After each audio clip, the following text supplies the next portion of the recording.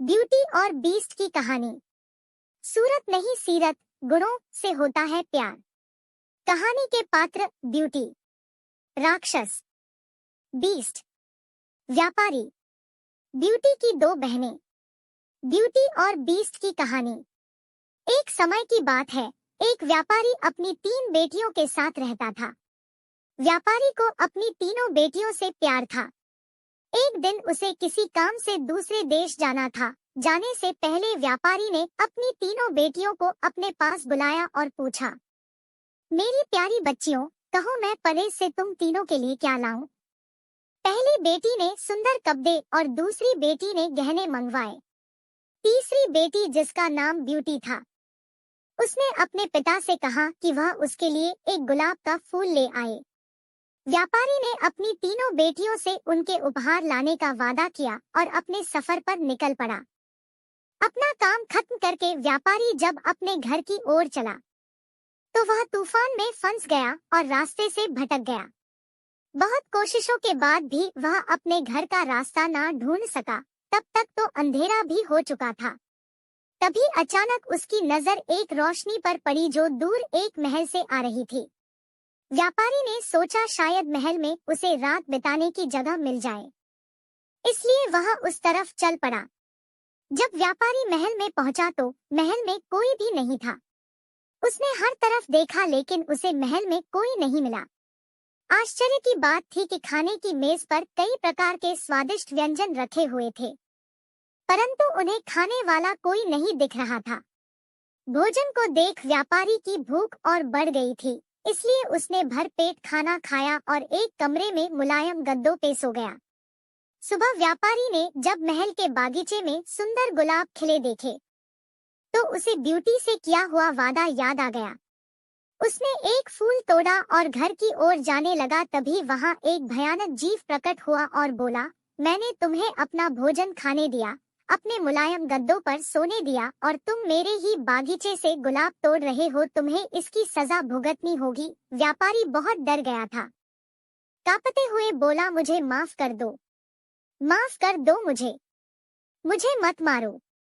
यह गुलाब मैंने अपने लिए नहीं तोड़ा, अपनी बेटी के लिए तोड़ा था।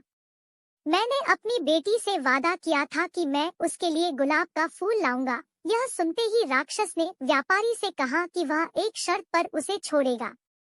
उसे अपनी बेटी को महल में भेजना होगा। डरा और घबराया हुआ व्यापारी अपनी बेटी को भेजने का वादा कर वहां से चला गया। घर पहुंचकर व्यापारी ने अपनी बेटियों को सारी बात बताई और ब्यूटी से माफी मांगते हुए कहा, अपनी जान बचाने के लिए मुझे उस समय कुछ समझ नहीं आया और मैं राक्षस से यह वादा कराया। मुझे माफ कर दो ब्यूटी, अपने स्वार्थी पिता को माफ कर दो। ब्यूटी ने अपने पिता के गले लगते हुए तसल्ली दी, आप बिल्कुल परेशान ना हो पिताजी, मैं आपका किया हुआ वादा जरूर निभाऊंगी। ब्यूटी जब महल पहुंची तो बहुत घबराई हुई थी। राक्षस का भयानक चेहरा देखकर वह बहुत डर गई, लेकिन राक्षस ने उसका खुले दिल से स्वागत किया। राक्षस ने उसे रहने के लिए अपने महल का सबसे अच्छा कमरा दिया और जब ब्यूटी आग के सामने बैठकर कढ़ाई करती तब राक्षस उसके पास घंटों तक बैठा रहता और उसे निहारता रहता। धीरे धीरे दोनों को एक दूसरे का साथ अच्छा लगने लगा और वे अच्छे दोस्त बन गए। अब वह दोनों सारा दिन एक दूसरे से बातें करते और खुश रहते। राक्षस को ब्यूटी बहुत अच्छी लगती थी और वह उससे शादी करना चाहता था, लेकिन डरता था कि ब्यूटी एक राक्षस से कभी शादी नहीं करना चाहेगी। बड़ी हिम्मत जुटाकर एक दिन उसने ब्यूटी से अपने दिल की बात कहने का फैसला किया। जब वह ब्यूटी के पास पहुंचा तो देखा कि ब्यूटी अपने पिता को याद करके बहुत उदास है। उससे ब्यूटी की उदासी देखी नहीं गई और उसने ब्यूटी को एक जादुई शीशा दिया जिससे वह अपने पिता को देख सके। ब्यूटी बहुत खुश हुई, लेकिन जब उसने अपने पिता को देखा तो वह बहुत बीमार थे। यह देख ब्यूटी ने राक्षस से अपने पिता से मिलने की इच्छा जताई। राक्षस ने उसे पिता से मिलने की इजाजत दे दी और 7 दिन में वापस आने को कहा।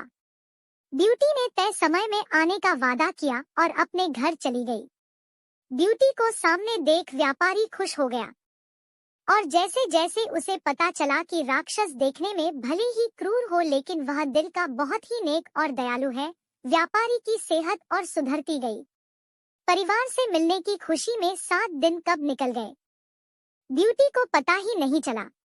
एक दिन ब्यूटी ने सपना देखा कि राक्षस की हालत बहुत खराब है और जल्दी ही मरने वाला है। अगले ही दिन वह महल वापस आ गई और उसने पाया कि राक्षस बगीचे में बेसुध पड़ा हुआ था, जैसे वह मर चुका हो। ब्यूटी उसे देखते ही रो पड़ी, तुम मुझे छोड़कर मत जाओ, मैं तुमसे बहुत प्यार करती हूँ और तुमसे शादी करना चाहती हूँ।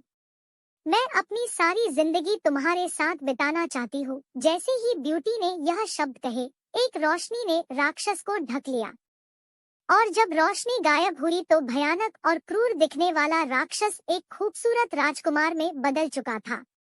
राजकुमार ने बताया कि एक दुष्ट जादूगरनी ने उसे एक राक्षस बना दिया था और सच्चे प्यार से ही उस जादू को तोड़ा जा सकता था।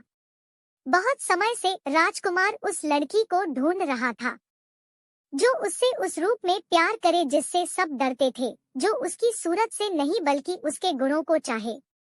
आखिरकार राजकुमार को उसका सच्चा प्यार मिल गया और वह बहुत खुश था। जल्द ही ब्यूटी और राजकुमार की शादी हो गई और वह अपनी गुलाबों सी खूबसूरत दुनिया में हंसी खुशी रहने लगे। शिक्षा, इस कहानी से हमें यह शिक्षा मिलती है कि हमें किसी की सूरत को देखकर उसकी सीरत का अंदाजा नहीं लगाना चाहिए। इंसान का बाहरी रूप सिर्फ दिखावा है, उसका साफ दिल, उसके गुण देखकर इंसान से प्यार किया जाता है। ऐसी ही अन्य प्रेरणादायक हिंदी कहानी के लिए क्लिक करें।